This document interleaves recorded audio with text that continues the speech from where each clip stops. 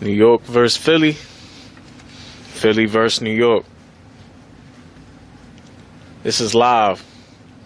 And when you bring the two cities together, you get violence. Each city carries its own violence and how they come together. But, February 9th, I expect violence. But I ain't talking about guns and knives. Nah, I'm talking about the classy way, the appropriate way, the way to handle it fair and square, the purest form of way. Boxing. Inside a ring, a square ring with a referee with rules implemented. That's how you handle it. And relax. After all, this is just entertainment, right? This is what we like. We like seeing two men figure out a way to punch each other in the face.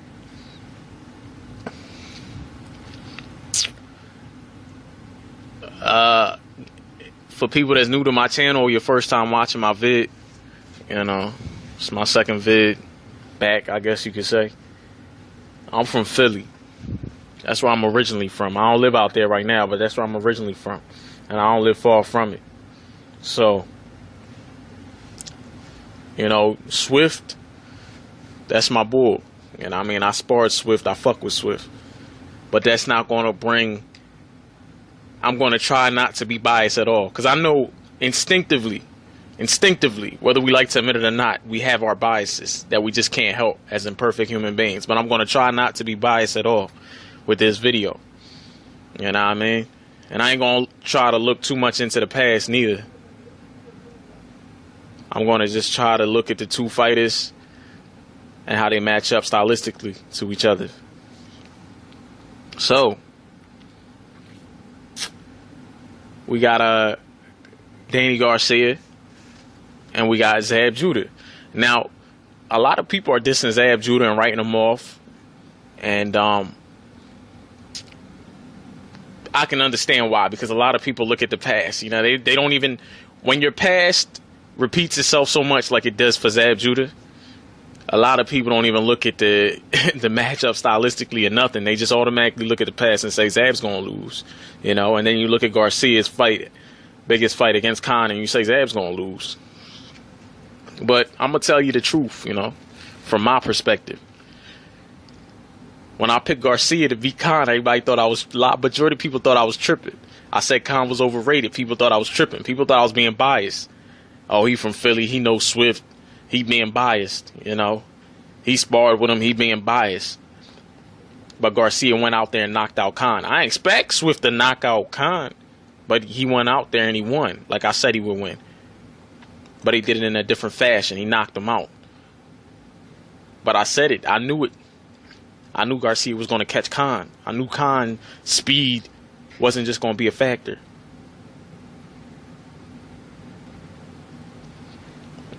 People was acting like it was the only factor. And I said it. I said, Garcia going to lose one day, but this ain't going to be the guy to stop him. Garcia has flaws. I don't think Zab Judah's going to be the guy to stop him.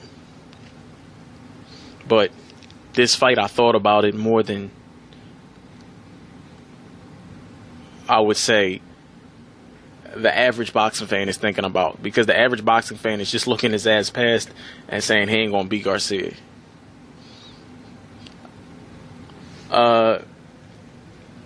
Judah's gonna be the most talented and experienced southpaw that Danny has ever faced, hands down. And Judah got skills and he's slick. He can move, he can box, he's got a punch, he's got power, he's got KO power.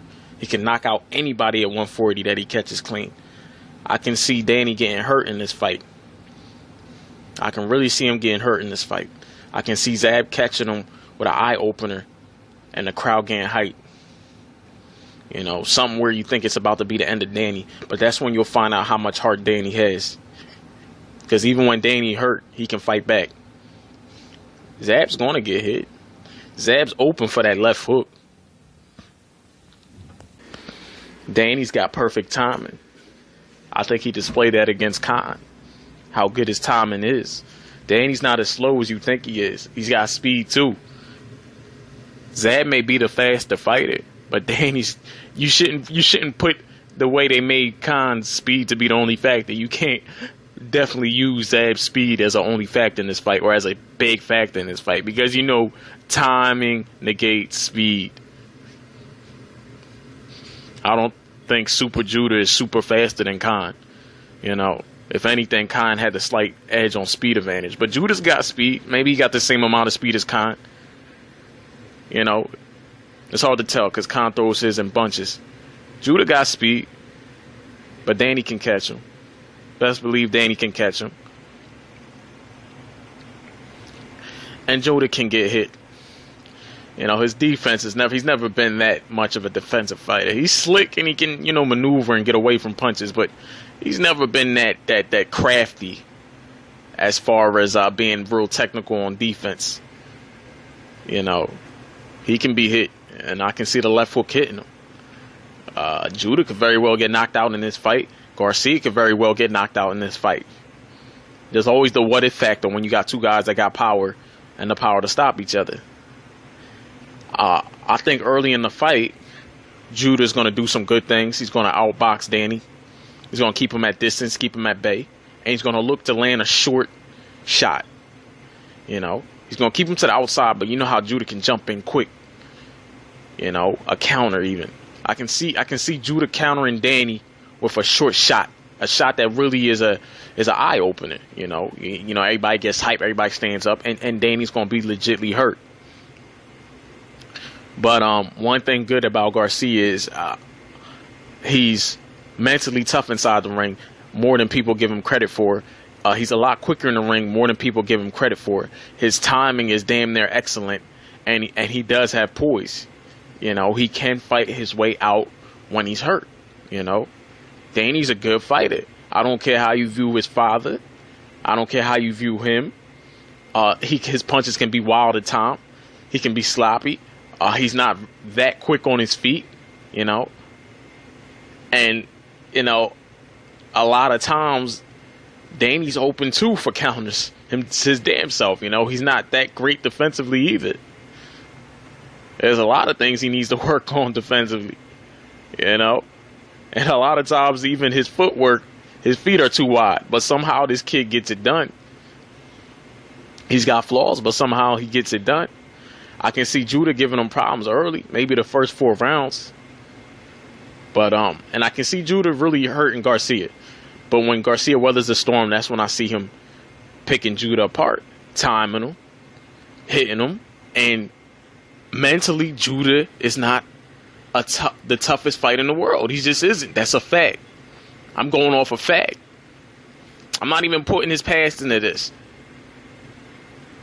We can't compare. I'm not going to compare like a lot of people are doing. Well, Danny knocked out Khan, so Judah, Khan made Judah quit or whatever the story is. You know how that fight went, low blow. Some people just say Judah quit. Whatever. That's the past. But that stylistically was a different fight.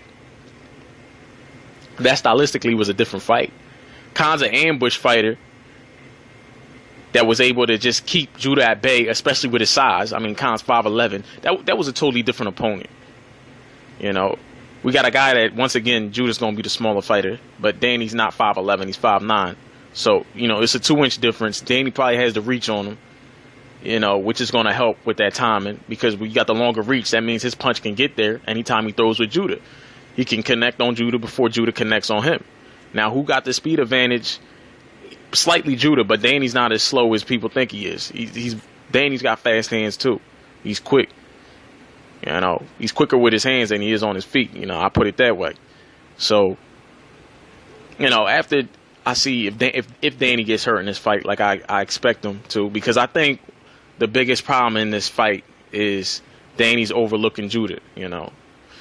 I don't know. It might be his trainer, his father overlooking Judah, and I think it's definitely in Danny's head he's overlooking Judah.